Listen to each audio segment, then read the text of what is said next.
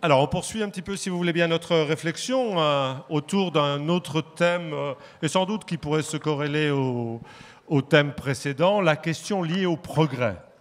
C'est vrai qu'aujourd'hui, je crois Pascal Pic le disait, on sort au minimum d'une cinquantaine, voire plus d'années, où le progrès était associé au progrès technologique. Il semblerait qu'aujourd'hui, on arrive à un moment un petit peu différent. Et puis, on peut s'interroger aussi sur, effectivement, les effets de ce que l'on appelle le progrès sur notre cadre de vie, notre manière de vivre. Est-ce que, finalement, la société progresse parce que on a un certain nombre de nouvelles technologies, je pense à tout ce qui est de l'ordre du numérique. Voilà, globalement, c'est un peu ces sujets que je souhaiterais partager avec vous. Merci d'être avec nous, Jean-François Delfrécy. Je crois que c'est votre première intervention. Étienne Klein est un habitué d'une époque formidable, mais vous, c'est la première fois que vous nous rejoignez. Et grand merci. Et grand merci. Alors, je vais rappeler que vous êtes médecin et professeur de médecine. Vous êtes spécialisé dans l'immunologie. Vous êtes le président du Comité consultatif national d'éthique. Et vous vivez une période intense, si je puis dire. Vous avez lancé les États généraux de la bioéthique et aujourd'hui, on s'intéresse aux questions liées à la GPA, à la PMA. C'est à l'Assemblée nationale depuis quelques jours. Mais sur une indication, et je le ferai aussi un petit peu pour Étienne, on dit de vous que vous êtes d'abord un soignant. Je crois que c'est vous qui le dites. Et derrière le mot soignant, pour moi, il y a l'idée de prendre soin. Je crois que c'est un peu ce qui vous caractérise. Ça vous va, si je vous présente comme ça? Moi, ça me va très bien. Je suis fondamentalement un médecin qui a fait de la recherche et à qui on a demandé de prendre un jour le Comité consultatif national d'éthique. Mais je vous raconterai ça tout à l'heure. Ok, alors bonjour Étienne Klein, on vous connaît bien sûr parmi le public. Sur l'idée de progrès, et je vais rétablir une vérité tout de suite, je vais parler du bouquin Sauvons le progrès, je crois qu'il est effectivement disponible. Bon, vous me dites le titre n'est pas de vous, c'est clair. Mais je trouve assez intéressant parce que dans ce livre-là, vous questionnez déjà à cette époque la notion de progrès. Dans la tribune que vous avez publiée la semaine dernière, vous allez encore un peu plus loin en disant finalement l'enjeu est de faire progresser cette idée de progrès. Et c'est un peu le thème sur lequel je voudrais que l'on puisse échanger, et même si, comme vous me le dites, les anagrammes ne valent que ce qu'elles valent, moi j'ai quand même bien aimé, mesdames et messieurs, l'idée de dire que l'idée de progrès, si on bouleverse un petit peu les lettres, ça devient le degré d'espoir. Et il y a peut-être quelque chose à dire derrière. Alors je rappelle que vous êtes physicien, vous êtes docteur en philosophie des sciences, vous enseignez entre autres, j'imagine, à l'école centrale, et vous avez aussi une phrase, vous me direz si elle vous convient, vous dites par ailleurs que la pratique de l'alpinisme vous a appris que la difficulté qui s'annonce, même lorsqu'elle est très impressionnante, ne doit pas nous plonger dans la résignation, le désespoir ou l'abstinence. La phrase est de circonstance. J'ai dit ça, moi? Ah, vous avez dit ça, je l'ai retrouvé. Vous ne signez pas? C'est anormalement bien écrit. Ah, d'accord, ok. Ben si, vous l'avez dit à un moment peut-être tout à fait particulier. Voilà. Alors, je voudrais qu'on revisite un petit peu avec vous, et je vais commencer par vous peut-être, Étienne, sur l'idée de progrès. Aujourd'hui, en 2020, à l'aube de ce qui est en train de se profiler, comment peut-on caractériser le progrès? J'ai l'impression que dans le vocabulaire, on le caractérise à travers la notion d'innovation. Et pour vous, ce n'est pas la même chose.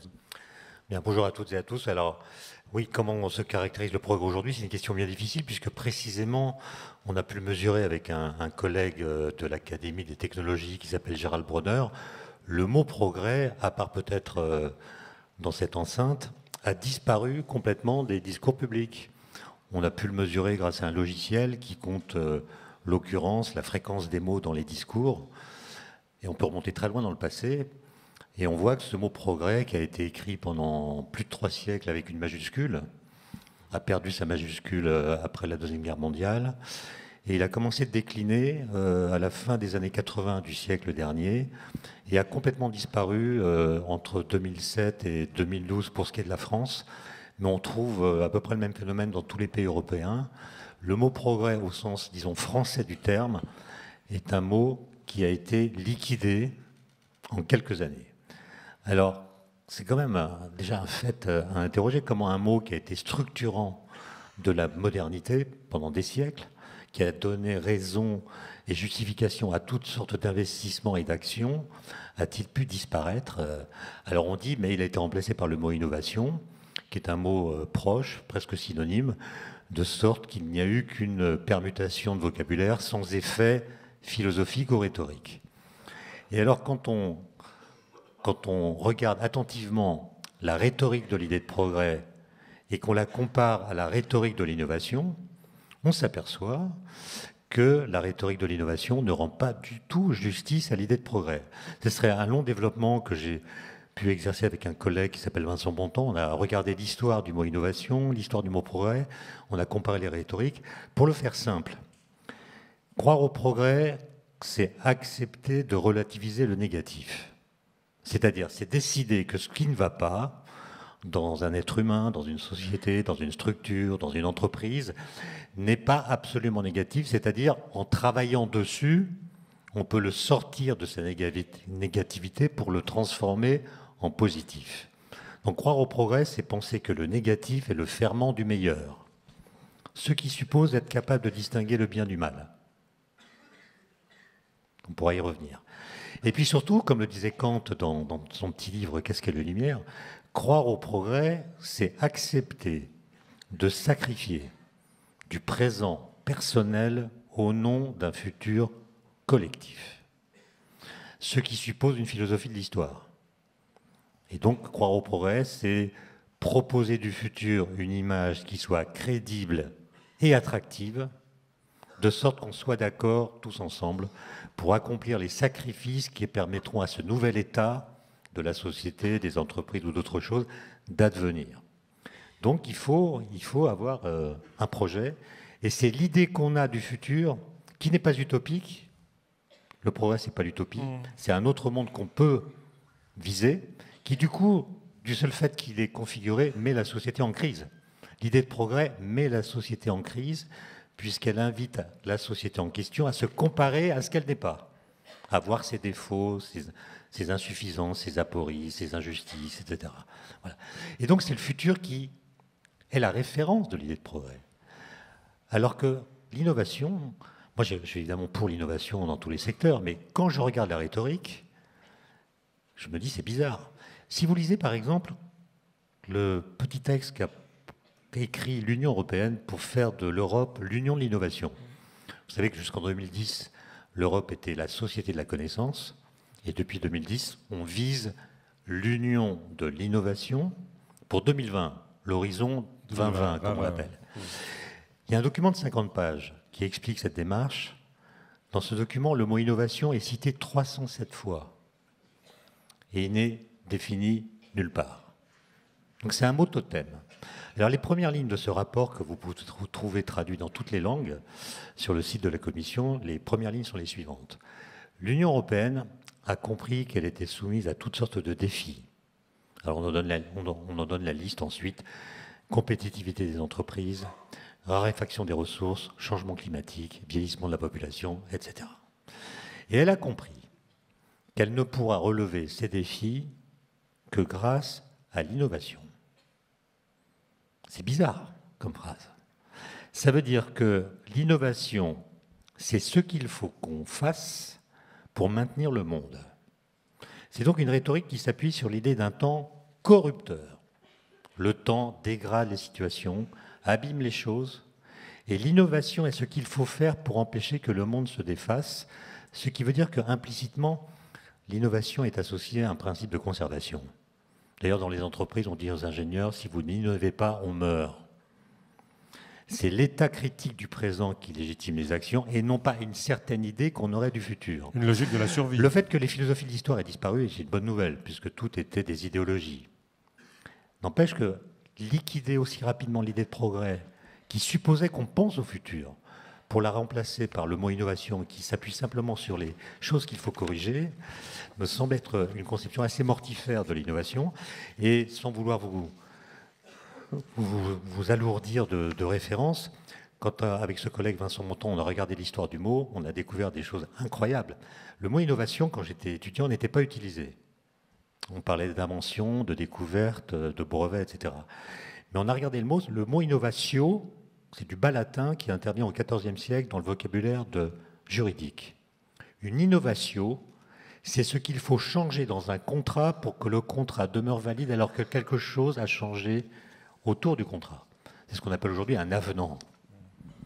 Donc l'innovatio, C'est ce qu'il faut faire pour que ça ne change pas. Pour maintenir le système en l'état. Voilà. Ensuite, voilà, et ça n'a rien à voir avec la technologie. Ensuite, Machiavel reprend l'idée en politique dans Le Prince, en expliquant que le prince, lorsqu'il a le pouvoir, ne doit absolument pas innover. Il ne doit rien faire. Sauf si son pouvoir est menacé. À ce moment-là, il doit innover pour que rien ne change.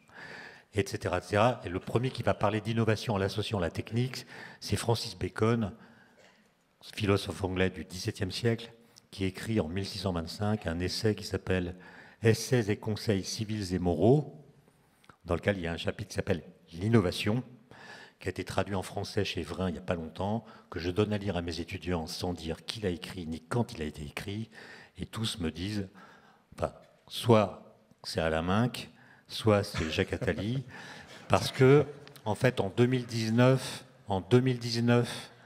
nous parlons de l'innovation comme Francis Bacon, c'est-à-dire bien avant le siècle des Lumières, c'est-à-dire en appuyant notre rhétorique sur l'idée d'un temps qui passe et qui est corrupteur.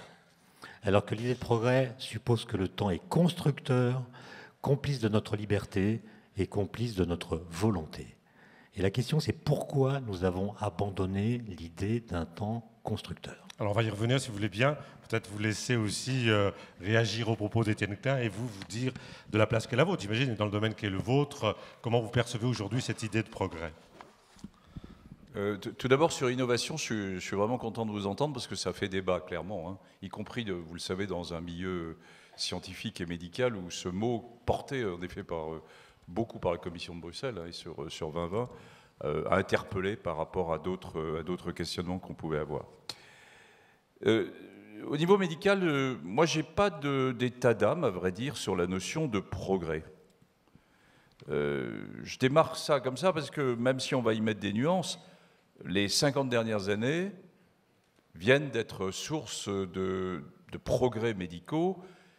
La notion même de progrès étant pas une valeur en soi, c'est parce qu'elle va toucher l'autre, elle va toucher nos concitoyens. Bon.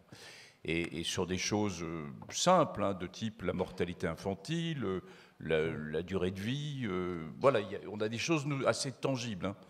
Mon propos sera évidemment à la fois beaucoup moins philosophique et beaucoup moins brillant que mon voisin, mais parce que je suis un médecin, j'ai les mains dans le cambouis et je vais vous donner les choses telles que je les vois.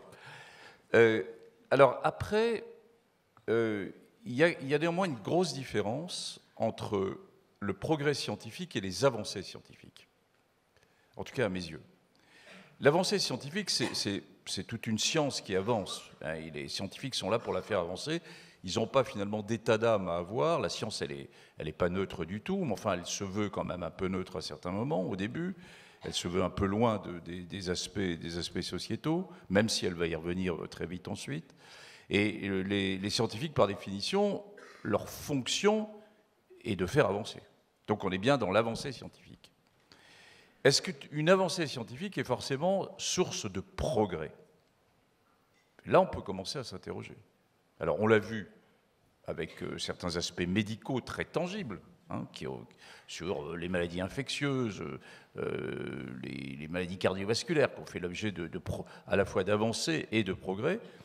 Et puis, il y a des choses qui deviennent plus compliquées. Alors, quelques exemples. Qui sont dans la discussion de la loi de bioéthique actuelle. Par exemple, l'utilisation des cellules souches. Vous savez, c'est ces cellules qui sont multipotentes, qui peuvent se glisser, se transformer, et à qui on peut donner un signe en lui disant « tu vas te transformer en une hanche, tu vas te transformer en une épaule ». C'est pas encore tout de suite, mais en gros, très probablement, d'ici une dizaine d'années, il y a une partie de la chirurgie orthopédique qui va être remplacée par des cellules souches, une perfusion en hôpital de jour pendant 2 heures. Donc là, c'est plutôt une vision de progrès. Au lieu d'opérer quelqu'un, on va lui glisser des cellules souches. Puis de l'autre côté, avec des cellules souches, on peut lui glisser aussi l'idée de se transformer en un spermatozoïde ou un ovocyte. Et à partir de là, de constituer un embryon de type strictement artificiel. Est-ce que là, on est dans le progrès? C'est une vraie question. Hein. Est-ce que la constitution d'un embryon, quel que soit, même s'il n'a pas de projet parental, mais en soi de construction scientifique, est-ce que c'est vraiment un progrès? Donc d'un côté, la médecine du futur avec l'arrivée des cellules souches pour les 10 ans qui viennent, et de l'autre côté, les cellules souches en question qui peuvent se transformer dans des cellules de la reproduction et qui nous posent évidemment ce type de questions. Deuxième exemple entre notion de progrès ou d'avancée, l'intelligence artificielle. Le numérique et santé, c'est quelque chose qui est en train de bouleverser. À mes yeux, ce n'est pas de la science, hein. On est plutôt dans du progrès technologique qui est en train de se mettre en transversal, y compris dans le domaine de la santé. Et je vais vous donner 2 exemples, par exemple, qui montrent bien comment ça peut être à la fois positif ou être négatif. Un premier exemple, vous avez tous suivi là, de façon récente le scandale du Mediator, hein, ce médicament qui entraîne une série de complications, des valves cardiaques et des hypertensions artérielles pulmonaires, avec un signal d'alerte donné par un médecin qui a eu un courage fou, et heureusement que l'homme était là, hein, et que la femme était là pour donner ce signal d'alerte. Puis inversement, les chercheurs se sont interrogés avec 8 ans ou 10 ans de décalage, en disant, mais si on avait eu accès aux données de la Caisse nationale d'assurance maladie, sur lequel il n'y a pas d'interface entre la recherche et les données, qui sont des données purement économiques, hein, si on avait eu accès à ces données, qu'est-ce qui se serait passé? Eh bien, le signal d'alerte aurait pu être donné 7 ans à 8 ans avant le signal d'alerte donné par l'humain. Hein. Donc voilà, quelque chose de plutôt positif. De l'autre côté, je ne sais pas comment ça se passe à Lyon, mais je pense que c'est la même chose qu'à Paris. Les très grands hôpitaux viennent de donner la capacité aux citoyens que vous êtes de prendre leur rendez-vous directement, personnellement, le dimanche soir, quand ils sont chez eux, sur Doctolib, et de pouvoir accéder à tel spécialiste ou à tel autre. Bon. Tout ça, c'est très bien, ça planifie une série d'organisations, ça rend l'homme au cœur du débat de se prendre en charge. Puis à l'inverse, vous avez 20% de la population française qui est hors circuit du numérique. Les personnes les plus âgées, mais pas que. Les migrants, les personnes les plus fragiles, les handicapés. Et donc on est dans un modèle qui en soi, on est bien dans plutôt de l'innovation, pas tellement de l'avancée scientifique, on est bien d'accord, mais qui va rendre service à une majorité et va être pas du tout bien pour une minorité assez large de 20%, parce que dans le même temps, les plateaux techniques dans ces hôpitaux, eh bien, on a réduit le nombre de personnes qui répondaient au téléphone pour prendre un rendez-vous. Et vous avez mes petites mamies que je peux suivre et qui n'arrivent plus à prendre le rendez-vous, donc qui décrochent. Donc ça montre bien comment on doit s'interroger à chaque fois, finalement, sur accepter le progrès. Quand j'entends à l'occasion des états généraux de la bioéthique qu'on n'accepterait pas le progrès. Non, il faut l'accepter. Il est là, il est présent, à condition en effet que dans la notion de progrès, il y ait bien une redistribution pour chacun de nos citoyens. Alors c'est intéressant, dans votre façon de l'évoquer, on est sur une approche très individuelle, hein, des progrès pour des personnes. Mais j'entendais aussi dans votre idée d'imaginer un futur, c'est aussi un futur collectif, c'est-à-dire la capacité pour un collectif d'avancer ensemble pour un meilleur vivre ensemble. Et dans dans un élément de la question, il y a une question, un progrès à 2 vitesses. Il y a cette idée qu'effectivement, on est sur des avancées, des innovations, mais qui malheureusement, et dans les questions qu'on a pu recevoir, bénéficient, dit-on, toujours aux mêmes. Alors je ne sais pas, on peut vous poser la question dans le domaine de la santé, même si, comme vous me le disiez, on n'a pas trop à se plaindre en France, on a un système de santé qui est plutôt de bonne qualité, mais on a quand même une santé à 2 vitesses. J'entendais hier cette révolution sur l'exosquelette qui permet effectivement à cette personne tétraplégique de pouvoir se lever. C'est extraordinaire, c'est magnifique. Mais tout le monde ne va pas pouvoir se payer ça, tout le monde n'a pas de mutuelle qui vont lui permettre. Donc je me dis que si ça n'est pas une visée collective au service de tous, peut-être que le progrès par nature va être discriminant. Alors, sur la visée collective versus la visée individuelle, bon, on y reviendra, je pense, mais enfin, l'enjeu majeur de notre société actuellement, il est bien là. Et en sachant qu'on ne construit pas une vision collective avec une série de points de vue individuels. C'est pas la somme des individus, oui, voilà, vous disiez. Bon, c'est bien clair. Je pense que c'est le principal enjeu. Moi, je ne suis pas pessimiste, c'est-à-dire on dit souvent la France et les Français sont en train de devenir très égoïstes sur eux-mêmes, etc. Il n'y a plus une vision de partager ensemble, de bien vivre ensemble. C'est pas vrai. Et si on s'analyse chacun d'entre nous, on a dans notre vie propre des temps où on privilégie la décision individuelle, notre propre vision, et puis d'autres temps, on a beaucoup envie de donner sur le collectif. Et on le voit plutôt d'ailleurs sur la jeune génération, et c'est très positif.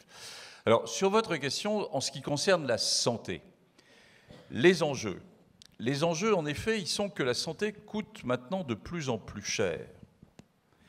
Et par exemple, lié à ces avancées scientifiques et à la notion même quand même là de progrès, on a des traitements qui sont de véritables traitements, des révolutions thérapeutiques dans le domaine du cancer, avec des traitements à base d'immunothérapie, c'est-à-dire qui vous stimulent vos propres réponses pour se défendre contre le cancer par rapport à une chimiothérapie qui écrasait tout. Et ces traitements sont de l'ordre de 700 000 euros par an et par patient. 700 000 euros par an et par patient. Bon.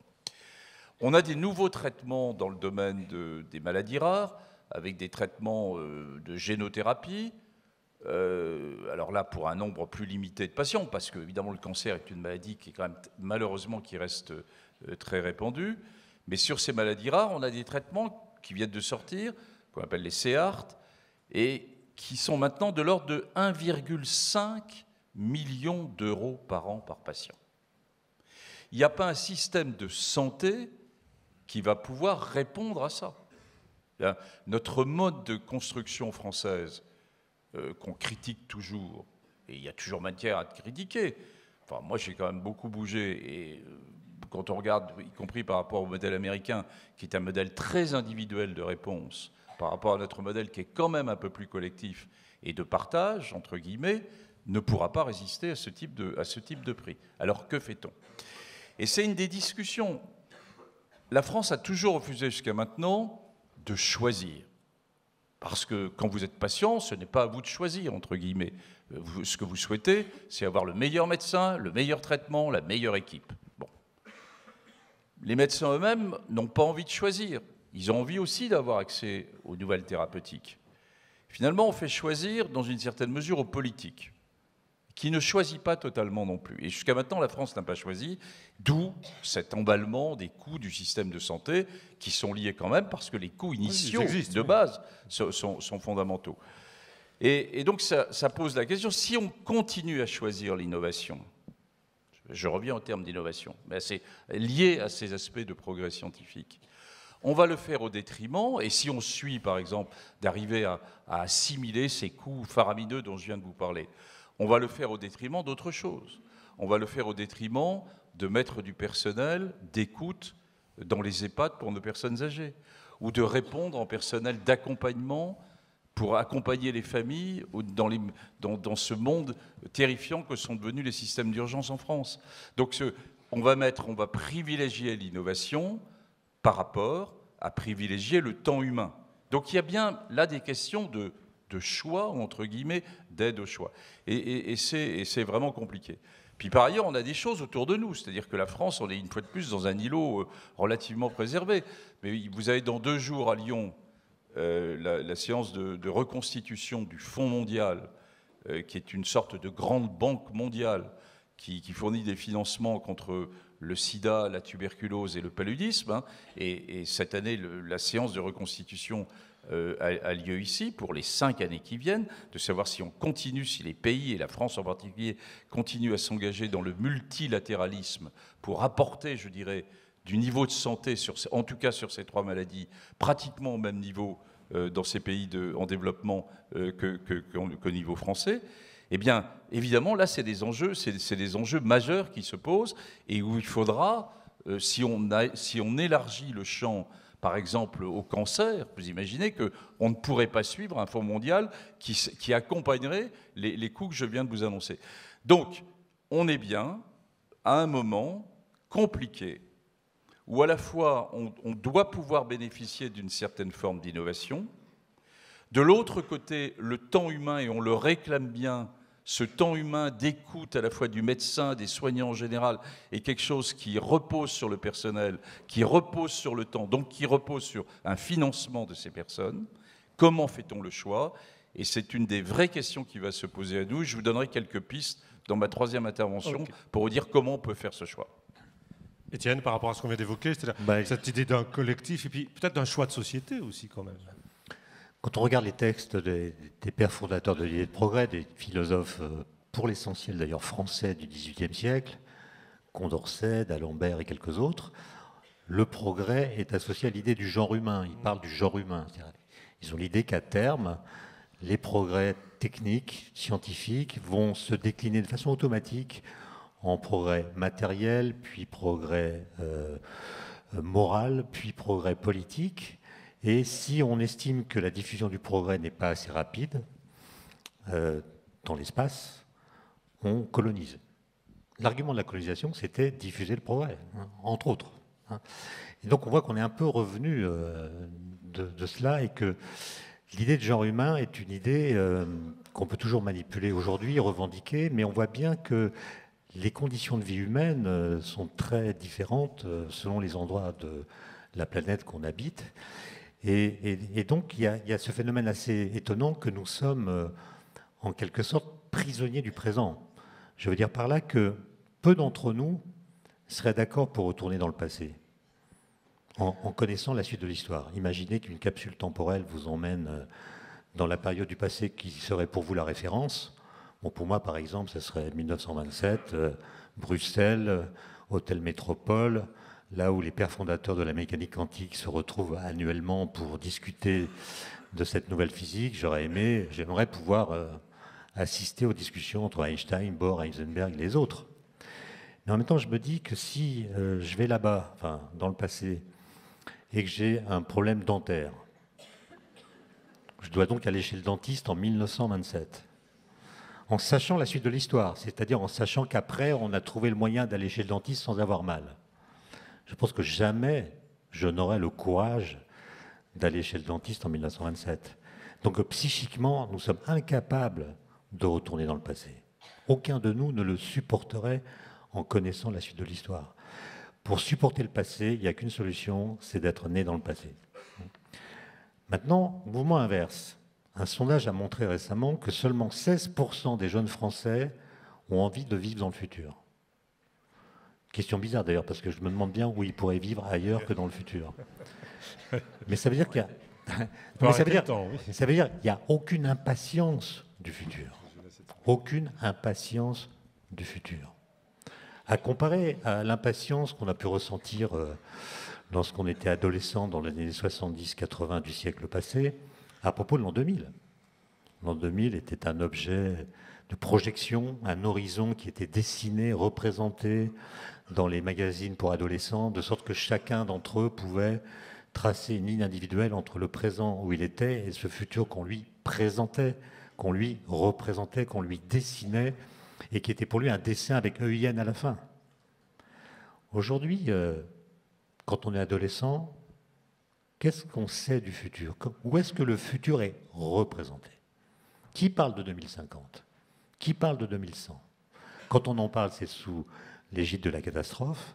Et donc, ce qui fait l'ambivalence des temps présents, qui nous emprisonne dans le présent, justement, c'est le fait qu'aujourd'hui, quand un scientifique vous parle, je ne parle pas des scientifiques qui font de la physique des particules ou de la cosmologie, qui parlent des trous noirs ou du boson de Higgs. Cela continue à nous enthousiasmer. Mais quand vous écoutez des scientifiques qui vous parlent de la biodiversité, du climat, des questions d'énergie, ce qu'ils annoncent, qui est crédible, n'est pas du tout attractif. Donc quand c'est crédible, c'est pas attractif. Quand c'est attractif, c'est pas crédible. Ce qui fait que les ressorts de l'idée même de progrès sont déconstruits par cette incompatibilité. C'est intéressant ce que vous évoquez, parce qu'on sort d'un échange, vous l'avez peut-être un peu entendu dans l'heure précédente, où effectivement on s'est posé la question de l'avenir de la biodiversité. Mais peut-être ça me permet peut-être de venir à ma troisième question. On a senti quand même dans les propos une observation du temps présent et d'une hypothèque sur l'avenir plutôt catastrophique, à la condition qu'on ne soit pas capable d'imaginer d'autres choses et d'imaginer peut-être un futur commun qui soit un petit peu différent. Est-ce Oui. que ce serait ça, faire progresser le progrès? Bah, comme vous exactement, disiez c'est-à-dire qu'au lieu de faire joujou avec le spectre de la fin du monde ou de se disloquer dans une sorte d'immobilité trépidante, il faut reconfigurer le futur en tenant compte de ce que nous savons. En tenant compte de ce que nous savons. Alors évidemment, on ne peut pas faire la prospective de façon certaine, puisque nous avons compris des choses, d'ailleurs, qui nous empêchent de faire des prédictions à très long terme. Par exemple, nous avons compris que nous allons dépendre de choses qui dépendent de ce que nous allons faire. Et comme nous ne sommes pas capables de prévoir ce que nous allons faire, nous ne sommes pas capables de prédire ce qui va se passer. Mais je pense qu'il y a là une sorte, là je vous rejoins, une sorte de test pour l'intelligence humaine. Est-ce qu'on est capable de réfléchir à ce qui se passe? Qu'est-ce qui se construit? Qu'est-ce qui se détruit? Qu'est-ce qui se passe? Et surtout, qu'est-ce que nous voulons? Et dans la façon de traiter la question de savoir ce que nous voulons, commençons par tenir compte de ce que nous connaissons. Et là, il y a, à mon avis, un petit défi que je vous lance, notamment aux plus jeunes, et qu'il faudrait relever pour donner sens à toutes ces histoires, pour faire progresser l'idée de progrès, qui est restée figée dans des textes très anciens. Et la suite de l'histoire a montré la naïveté de certains de ces textes. Par exemple, quand d'Alembert écrit dans l'encyclopédie à l'article géomètre, qui est l'ancien mot pour dire mathématicien, il conclut l'article en disant prenez une société tyrannique. À l'intérieur de cette société, formez quelques géomètres. Quelque temps plus tard, vous aurez la garantie que le peuple se sera libéré de son joug. Bon, d'Alembert n'a pas connu la Corée du Nord, où il y a d'excellents géomètres. Voilà. Donc il y a ce genre de naïveté. Donc il faut apprendre à voir comment les leçons de l'histoire s'appliquent à ces textes et à faire progresser l'idée de progrès en tenant compte de ce que nous savons. Tout le monde voit bien que, je terminerai juste sur cet exemple, que les jeunes gens sont inquiets à propos du climat, ils manifestent, c'est très bien. Mais moi, ils sont passés par de chez moi samedi dernier, il y a 8 jours, et je les ai interrogés. Et je n'en ai pas trouvé un seul capable de me dire ce qu'est l'effet de serre. D'où vient que le climat change? Je lis par ailleurs un sondage qui me montre que 89% d'entre eux pensent que c'est le nucléaire qui est responsable du changement climatique. Alors je m'attendais à avoir des banderoles contre le nucléaire, parce que si c'est le nucléaire qui est responsable du changement climatique, et si on se soucie du changement climatique, il y a une solution, c'est d'arrêter le nucléaire. Pas de banderole sur le nucléaire. Je leur dis pourquoi il n'y a pas de banderole? Qu'est-ce que c'est que l'effet de serre? Personne. Alors ils ont 18 ans, je comprends, mais à un moment, il va falloir tenir compte de nos connaissances. Or, j'observe, et c'est la seule chose qui m'inquiète. Je ne suis pas du tout pessimiste. Je ne suis pas non plus optimiste. Hein. Du moins, si... Non, mais c'est pas très... Être optimiste ou pessimiste, ça revient à décider de ne pas agir. Soit parce que c'est foutu, soit parce que ça va aller bien. L'optimiste, disait Jean d'Ormesson, c'est le gars qui fait ses mots croisés avec un stylo bille. Hein? Bon. Donc, moi, je ne suis pas comme ça. Par contre, nous devons travailler à avoir une meilleure connaissance de nos connaissances. Une meilleure connaissance de nos connaissances. Tout le monde sait que la Terre est ronde. Tout le monde sait que la Terre est ronde. Mais très peu de gens sont capables de dire comment on a su dans l'histoire des idées que la Terre est ronde. Personne ne sait le dire. Donc si vous êtes en face de quelqu'un qui pense qu'elle est plate et qui a beaucoup d'arguments, si vous entamez une discussion avec lui, il y a toutes les chances qu'il vous rétame. Il y a une notion effectivement sur cette idée de la connaissance, mais ce que vous disiez tout à l'heure, en début de vos propos, vous évoquez la notion d'utopie. Et finalement, pour peut-être penser l'avenir, il faut de l'imagination, de la créativité, de l'incertitude, des tas de choses qui ne sont pas rationalisées comme le monde dans lequel... La différence entre l'utopie et le progrès, c'est que le progrès est associé à un chemin envisageable. L'utopie, on pense à un autre monde, très bien, mais on ne dit pas comment l'atteindre, on l'invente. Le progrès, c'est on invente un monde, en effet, mais on sait dire comment on va l'atteindre. Alors sur ce sujet-là, vous nous disiez, il y a peut-être quelques pistes que l'on peut tracer, et peut-être le président du comité d'éthique peut aussi évoqué dans ces enjeux-là la question des valeurs que nous voulons porter demain, d'un modèle de société que nous voulons mettre en place demain. J'imagine qu'il y a des enjeux forts de ce point de vue-là. Alors, être optimiste ou pessimiste, c'est difficile de parler après vous, mais moi, moi je suis un optimiste avec des doutes. Parce que je suis optimiste et je vais vous dire pourquoi je le suis. Et j'ai des doutes parce que je suis un scientifique, et un scientifique, il a forcément des questionnements.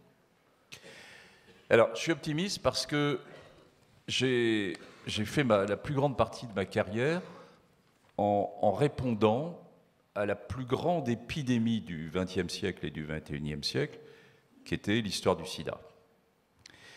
Et quand on a démarré, ma génération a démarré, on ne savait rien. La médecine était devant un échec total. Il a fallu décrire, comprendre et surtout se rendre compte que les patients, les associations de patients, en savaient autant que nous, donc entamer un dialogue, descendre du piédestal sur lequel on était et construire avec eux. Et c'est ainsi, puis ensuite se rendre compte que l'épidémie était dans les pays du Sud et qu'il fallait donner aussi une réponse et pas seulement d'égoïstes gens du Nord. Alors je suis optimiste parce que on y est arrivé. On a fait bouger les lignes. Pas complètement, mais on a fait bouger les lignes, y compris sur le coût des médicaments, sur la vision multilatérale de l'aide apportée, comme je l'évoquais tout à l'heure et qui sera discutée à Lyon, sur les financements internationaux pour la santé. On a fait bouger les lignes, on a fait plier les compagnies pharmaceutiques sur le coût des médicaments. C'est pour ça que je vous évoquais tout à l'heure le coût sur la cancérose. Je pense qu'il est de notre devoir de ne pas accepter ces prix et de faire plier les compagnies pharmaceutiques sur le coût des médicaments. Donc ça, c'est mon côté optimisme. Le côté doute, évidemment, c'est que, je l'évoquais tout à fait au départ, c'est une avancée scientifique n'est pas source forcément de progrès. Alors, comment peut-on avancer ? Les États généraux de la bioéthique se sont lancés avec l'idée de la question suivante, dans quel monde voulons-nous vivre demain ? Dans quel monde voulons-nous vivre demain ? Les mots ont leur importance, moins évidemment pour moi que pour vous, mais elles ont quand même leur importance. Et c'est le mot qui m'intéresse le plus, c'est « voulez-vous vivre demain ?» C'est-à-dire que ma réponse, j'ai envie pour la simplifier, est que sur ces sujets difficiles, de construction qui dépassent les aspects de bioéthique, mais qui sont des aspects de démocratie sanitaire, c'est comment construit-on quelque chose qui vous interpelle tous, qui est votre santé, la vôtre, celle de vos proches. C'est des choses que vous pouvez comprendre, à laquelle vous savez qu'un jour vous serez en face de tel ou tel problème. Est-ce que ça se construit uniquement au niveau individuel, vous? Est-ce que ça se construit au niveau des sachants, l'expert que je suis, qui croit savoir à certains moments, mais qui se rend compte en fait que ce n'est pas sa maladie, que c'est la vôtre? Est-ce que ça se construit avec les politiques, les décideurs politiques qui vont décider de mettre tel budget sur les domaines de santé par rapport à tel autre budget? Eh bien, c'est le triangle qui est fondamental, ça se construit à l'intérieur du triangle. C'est-à-dire c'est une décision qui doit pouvoir se construire en entendant le citoyen ou les agents de santé, en entendant les experts et en entendant le politique. Et le politique, finalement, quand il a une construction en face de lui, je le vois bien dans le domaine de la bioéthique, eh bien, il est plutôt content d'avoir une table d'orientation à côté de lui qui lui indique les grandes lignes. Donc, ce que j'aurais envie de répondre, c'est je me rends parfaitement compte de l'extrême difficulté, mais qu'une des façons de répondre, c'est que vous soyez acteur dans cette réponse et que ça ne soit pas seulement, finalement, une vision des intellectuels ou des décideurs politiques, mais que ça soit une vision citoyenne partagée. La Thaïlande, ce pays intermédiaire, a une troisième chambre, à côté par exemple, du Sénat ou de l'Assemblée nationale ou de leur équivalent. Ils ont une chambre qu'ils appellent la chambre de la santé, et qui finalement prend les décisions dans un dialogue avec les politiques sur les enjeux de santé chaque année. Bon. et sur une série d'éléments très particuliers, dans ce pays où il n'y a pas que des côtés positifs, en Thaïlande. Hein. Bon, mais sur un certain nombre de grands sujets, a fait beaucoup bouger les lignes parce que ce sont des constructions communes. Et ce que je vois arriver, je dirais, sur les années qui viennent, ce qui nous attend, y compris dans un grand pays comme la France, un pays qui reste riche comme la France, qui a encore plein d'idées comme le nôtre, c'est là où je suis optimiste. Bon. Eh bien, c'est finalement les décisions qui doivent se prendre. Elles ne pourront avancer, elles ne pourront progresser que si elles sont partagées. J'entends dans ce que vous dites d'ailleurs l'idée de peut-être, et vous nous direz, Étienne, ce que vous en pensez, faire progresser. Cette idée de progrès, ça passe peut-être faire progresser la compréhension de ce que nous vivons, de ce qui est en train de se passer. Vous évoquiez la question de la connaissance. Alors, je vais essayer de faire une incise qui est un petit peu difficile parce qu'on a une question de partenaire qui peut-être rejoint ce que vous évoquiez tout à l'heure et qui nous dit comment cette idée du progrès est perçue justement par ce citoyen entrepreneur qui est le chef d'entreprise qu'on va écouter. Vous avez écouté la question, elle n'est pas directement en lien avec ce que nous sommes en train d'évoquer, mais elle pose quand même la question de comprendre ce que nous sommes en train de vivre, peut-être pour pouvoir se projeter demain. Voilà, est-ce qu'on peut nous envoyer, la question ? Bonjour, je suis Thierry Huring, président du directoire de Somillimec. Somillimec, c'est un établissement de financement des industries. La question que je voudrais poser aujourd'hui, c'est celle que beaucoup de chefs d'entreprise me posent et se posent. Face à cette transformation numérique, beaucoup de salariés présentent des inquiétudes ou des incertitudes sur leur avenir. Est-ce qu'on peut imaginer que justement cette transformation numérique soit, contrairement à ce que eux pensent, plutôt une chance de mieux vivre ensemble ?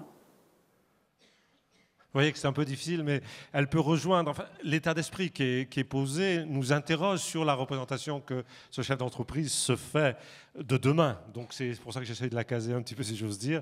Qu'est-ce que vous en dites, Étienne, là-dessus, par rapport aussi à la question que je vous posais ? D'abord, une remarque. La France, on l'a dit, quand on fait des sondages, se révèle être un pays très dépressif, précisément parce qu'il est l'un des plus heureux. Donc, un truc à bien comprendre, c'est que la cause de la dépression, c'est le bonheur. D'accord ? Par le fait que le bonheur engendre de par lui-même la crainte qu'il disparaisse. Donc si vous voyagez un peu dans le monde, vous voyez que la France a un statut sur toutes ces questions-là, mais sur d'autres aussi, extrêmement privilégié. Mais nous sommes terrorisés par l'idée de perdre, et c'est ça qui nous rend angoissés et qui crée cette espèce de pessimisme endémique dont on n'arrive pas à se défaire. C'est la peur de perdre plutôt qu'une crainte positive de ce qui est. Maintenant, sur le numérique, vous voyez bien qu'on l'a dit, une innovation technologique et son étude majeure transforme beaucoup de choses. Et dans beaucoup de professions, des réformes successives font que certains salariés ont le sentiment que les réformes les empêchent de faire leur métier, d'accomplir leur mission telle qu'ils pensent devoir l'accomplir. Et ce sont les personnes les plus consciencieuses qui, en général, sont les plus perturbées par le fait qu'elles ont l'impression de mal faire à force de vouloir s'adapter à des nouvelles conditions de travail. Mais vous voyez que les questions éthiques dont on parle là sont des questions insolubles. C'est-à-dire qu'il n'y a pas de réponse aux questions éthiques qui seraient données par l'invocation de tel ou tel code moral. Je prends un exemple tout bête pour illustrer le propos de ce monsieur. Dans le petit supermarché qui est près de chez moi, où je fais mes courses, on a installé cet été des caisses automatiques, comme presque partout. Mais ces caisses automatiques coexistent avec des caisses qui sont tenues par des caissiers ou des caissières. Vous faites vos courses, vous arrivez au moment de payer et il n'y a pas de queue aux caisses occupées par des caissières, il n'y a pas de queue non plus aux caisses automatiques. Vous allez où ? Voilà, vous la caissière, j'entends. Ah oui, mais peut-être qu'elle a envie de se reposer. Peut-être qu'elle a envie de discuter. En même temps, si vous allez aux caisses automatiques, vous créez un acte qui pourrait bientôt la mettre au chômage. Quand vous êtes à la caisse automatique, en fait, la technologie vous permet de travailler plus. C'est à vous de faire le boulot, quoi. En tant que consommateur, vous êtes chargé d'une tâche qui autrefois était déléguée. Vous voyez que ce n'est pas simple. Et donc, pour la question posée, moi, je n'ai pas de réponse comme ça simple. Simplement, le numérique pose énormément de questions sur ce que nous devons faire, sur ce que nous voulons. Et c'est à nous de faire l'effort intellectuel et humain de comprendre et d'identifier ce que nous voulons. Et c'est ça qui revient. Alors, dire aux politiques, c'est trop simple parce qu'on les surcharge de toutes sortes de défauts. Je pense que c'est, comme vous l'avez dit, une espèce de discussion triangulaire entre les experts, les politiques, les citoyens qui s'expriment. Il y a une sorte d'invitation à décider ensemble de ce que nous voulons. Commentaire peut-être sur la question ou sur ce que j'évoquais aussi de cette idée de comprendre ce que nous sommes en train de vivre, ce qui nous arrive, sur les caisses automatiques au Monoprix, ben je pensais avoir la réponse parce que chaque fois je me pose la question. Hein. C'est vrai. Je pense que c'est une question pour le comité d'éthique. Oui, hein, oui, parce oui. que... Je ne suis pas sûr qu'ils nous suivent tout à fait là-dedans, mais on pourrait. Bon. Si je remets la question dans le domaine de la santé, on a par exemple exactement cette question-là sur la formation des médecins actuels. Où le mécanisme de sélection des médecins en France, des jeunes médecins en France, il est essentiellement sur le bac S, mention très bien, plus une pour décrocher le concours de rentrer en médecine, et pas du tout sur les sciences humaines et sociales. Et le nombre d'heures consacrées à la bioéthique dans la formation des étudiants en médecine, dans l'immense majorité des cas, il est proche de zéro. C'est un summum, hein. Y compris aux États-Unis, les très grandes facs américaines de médecine ont fait un retour en arrière il y a 5 ou 6 ans et sélectionnent maintenant 10 à 15% de gens issus d'un autre contexte, ce qui permet de brasser les idées entre les jeunes étudiants. Alors, par exemple, sur l'intelligence artificielle, moi, je me suis mis en face d'un robot au MIT à Boston, avec des diagnostics extrêmement difficiles, et surtout ensuite une décision thérapeutique très difficile, où je pensais qu'il fallait 30 ans d'un prof de médecine qui était plutôt assez bon, et puis en fait, je me suis fait complètement avoir, à la fois sur les conditions diagnostiques, et puis il m'a posé 2-3 questions, il m'a dit d'aller prendre un café, et puis il m'a répondu, y compris sur les aspects thérapeutiques qui étaient très difficiles. Et il avait raison. Et en plus, à chaque fois, c'était validé avec de l'evidence-based medicine, donc de la connaissance. Il s'appuyait sur la connaissance. Pourquoi ? Parce que ça sortait d'une analyse de big data sur des cas analogues dont il était capable d'avoir assimilé ça dans sa mémoire. Si on met ça maintenant dans le contexte d'un jeune médecin qui peut avoir accès à cette information dans un délai extrêmement court, eh bien, on peut imaginer, ça répond à la question, que ça va lui laisser du temps pour revenir au fondement même de ce qu'est notre métier, qui est le dialogue avec la personne qu'il a en face de lui, à la fois au début et à la fin. Donc, voilà, c'est mon côté optimiste, mais ça veut dire qu'il y a des changements. Ces innovations, de toute façon, elles sont là. Ces nouveaux métiers de l'intelligence artificielle vont être de nouveaux métiers qui vont arriver au sein des équipes hospitalières et des plateformes, mais qu'on peut imaginer qu'avec cela, on revienne à un peu plus de temps dans le fondement même de ce qu'est le métier, et bien sur le dialogue médecin-patient, donc avec un retour en termes de citoyens qui soit plus positif. On peut penser d'ailleurs que des moments comme celui que nous partageons là sont des moments extraordinairement importants parce que ça réinvestit aussi quelque chose qui me semble avoir parfois disparu, c'est cette logique de confrontation des idées, de confrontation des points de vue qui va nous permettre, à défaut de trouver des réponses, mais d'avancer dans la compréhension du monde dans lequel on vit. Et ce médecin passera du temps à peut-être expliquer d'autres dimensions de la maladie que le patient ne perçoit pas automatiquement. Je disais ça parce qu'il est temps de conclure. Et merci, messieurs, de nous avoir mis en appétit. Parce que les questions que vous nous posez, j'espère bien qu'on va continuer à en débattre. Voilà. Merci à vous et bonne continuation pour cette journée. Merci, messieurs.